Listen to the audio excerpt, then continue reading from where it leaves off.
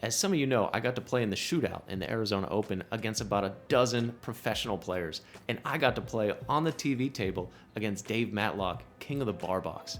Now, I learned a valuable lesson from playing him and just watching these guys play over and over again, these bar box 8-ball games. And today, I'm going to start a new series trying to share what I learned from them and what I'm trying to learn as I continue. Now, a lot of us that are still learning this game, you see a really good player get out, and every time they say the same thing. It makes it look so easy. And, well, they do make it look easy, but the biggest thing, especially in 8-ball, is the patterns.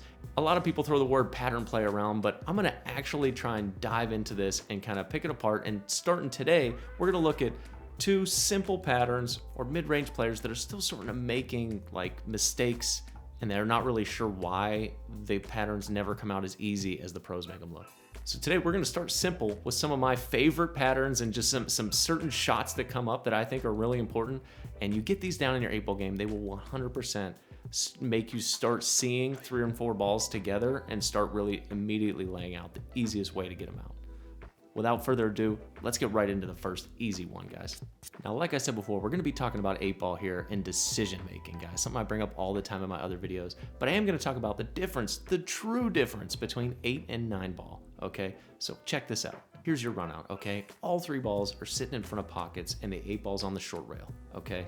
And most of the times, even the most novice of players look at this and says, you can't mess this up. You can't mess this up. So let's talk about really simple here, guys. The basics of key ball. So let's break this down super simply. Which ball needs to be your key ball to get you to the 8-ball? And it's gonna be the one down on the long rail near the 8-ball down there, okay? But not only that, let's decide what position we need to make this as easy as possible to shoot the key ball for the 8-ball, because you can mess this up. Now in this scenario, I've got 2 balls sitting near the side pockets that are just gonna go in without any help at all, okay? We're just gonna decide which one needs to be the right one first. Now in this case, you do want to be straight on your last ball, so you would just take the other shot first. And I know this might seem very simple, guys, but this is just kind of the tip of the iceberg and what I'm talking about. When you make the right decisions, the game just unfolds for you itself. This is such an easy pattern here if you play the shots right, that I can do this with the back of my cue, man. And what I mean by that is not showing off that I'm really good playing with a mop, but what I'm saying is you don't need any skill as far as putting anything on the cue ball.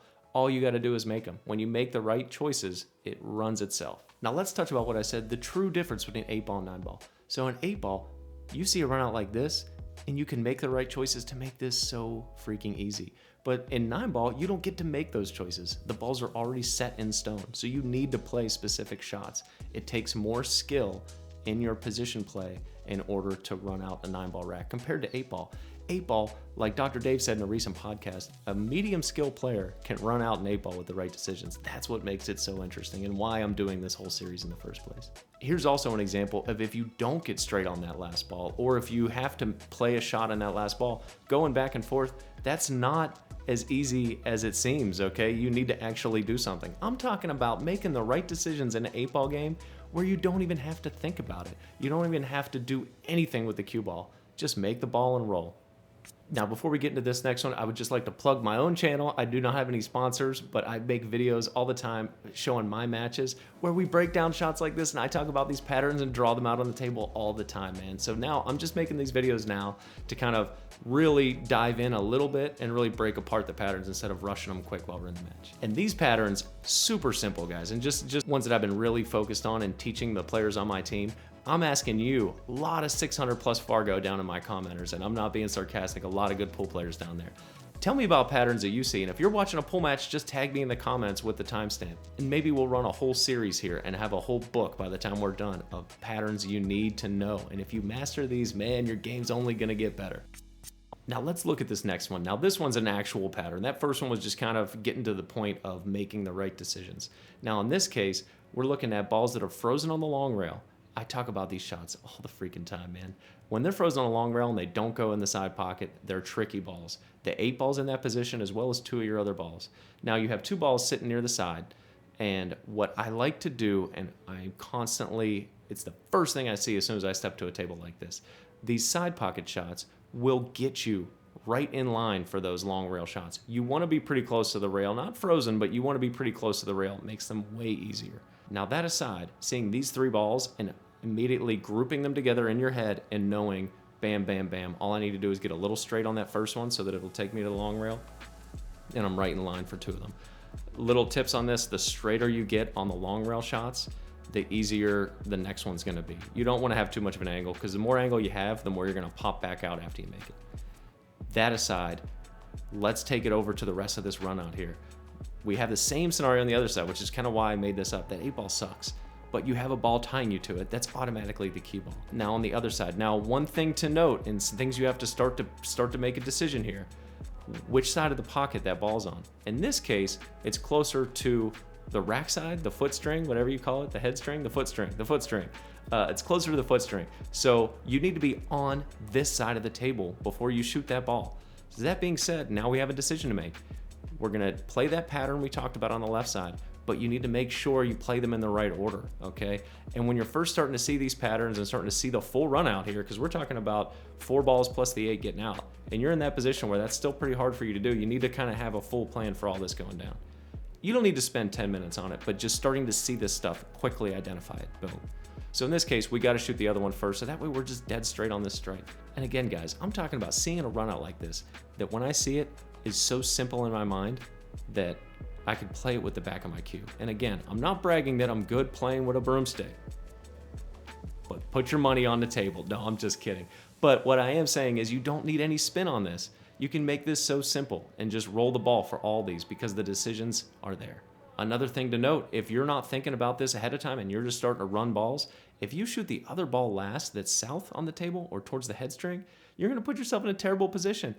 Or you got to draw a full table to get out. And if you're like a lot of people that are still learning their draw shot, the draw shot does not come out every single time. Sometimes it's just a stop shot. And then you get stuck in this position where you're pretty much just safed yourself. So much so that when I actually see my opponent's ball in that position, I love leaving them down here in this corner of the table to make them really think and give them a great opportunity to scratch or do something terrible with their cue ball.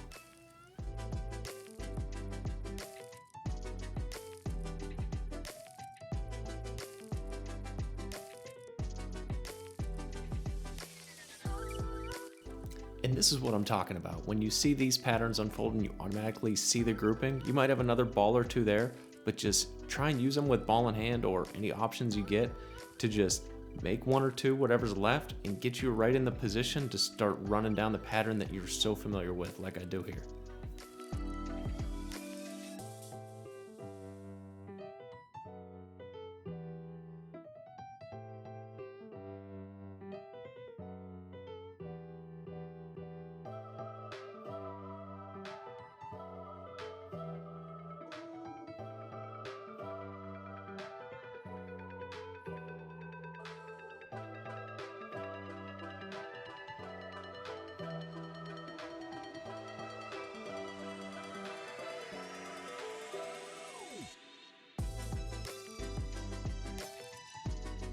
Now, like I said, guys, this is just kind of the tip of the iceberg of this whole new series that I want to start and really trying to break apart certain patterns, because when I'm looking at a table, oftentimes I see a few balls clustered together that are grouped together that definitely go. And what really clicked on me when I was watching a video with Chris Melling, who was talking about his run, the way he sees a table, and he was doing a couple run outs and kind of walking through them. And he says those 3 balls are all together right there. And they're grouped together in his mind. And I see it that way a lot of the time, and I'm kind of building on these patterns and seeing these groupings, and as they start coming together, guys, this game gets so much easier, and you'll start to run out way more, I promise. So let's keep building on from this. This was, again, just the beginning. Guys, fire in the comments below different patterns if you can describe it in comments. If not, just tag me in videos and stuff that you see that's cool, and we'll try and build a whole catalog here, man. Let's see what we can do here, man. Till next time, guys, keep shooting.